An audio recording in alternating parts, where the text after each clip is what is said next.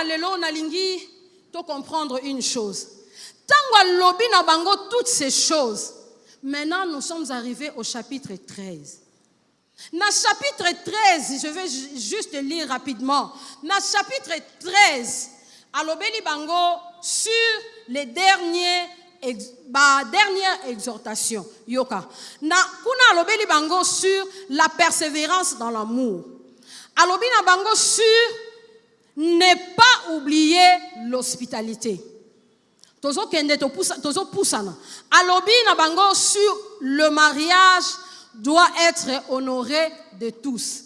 Et le lit conjugal, exempt de toute souillure. Prophète dia lobela kiango, ngana lobeli yango, lelo nzamba zongisi yango. Oya zana mato ya koyoka. Que le lit conjugal soit exempt de toute souillure. Alobeli bango sur le contentement. Alobeli bango sur le conducteur spirituel. En tout cas, au terreau azaki formidable. Atika ke lo côté alobi makambu presque nyonso. Oye sengeli ba juif chrétien ba yeba. Ayebisi bango sur le contentement. Bien aimé, le contentement et sa vertu c'est quelque chose. Nazo lingana insister wana. Vi nanga eza vi a prophétesse te. Vi nanga jeune fille ekokai na fille wana te. Vi ya sœur Laetitia ekokai na vi na yo te. Que chacun vive sa vie.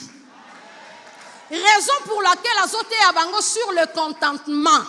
Ah, nana super te, mais njuluka benako sala ngo modèle bien abimi. Pona nini na pesa mobali AVC po azana super te. Soki nana veste oye mila zo lata te, mais na tombola pi ba veste zalate. Et à étape à vie, est-ce qu'il y a un problème? Nazui oyanga na bendi ba coin ba tailleur pe ba koma partout. Écoute na zandu pe ba tailleur bazalaka.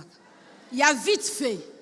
Non linge kanganga mo mkie tia ba pensa wa benda mo kotoyo na m'équipe sur place. Na oya na repasser na ke na on a lavage na futi $5. Na oya ba komi identité ke na sobe na friperie exact.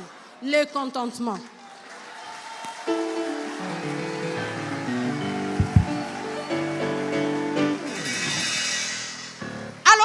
Sur le contentement, alobeli bango sur le conducteur spirituel.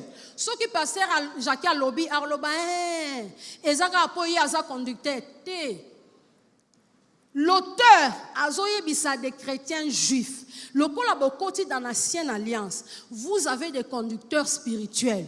Vous devez les respecter. Vous devez les honorer. Nakotia commentaire te mais c'est ça. Alobeli bango l'autre point sur les faux docteurs de la parole à prévenir bango. Alobi na parcours na bino, vous verrez des faux docteurs baoya, baote abino makambo, mais persévérez dans l'évangile. Alobi na bango sur les sacrifices de la louange. Wanande place to komi.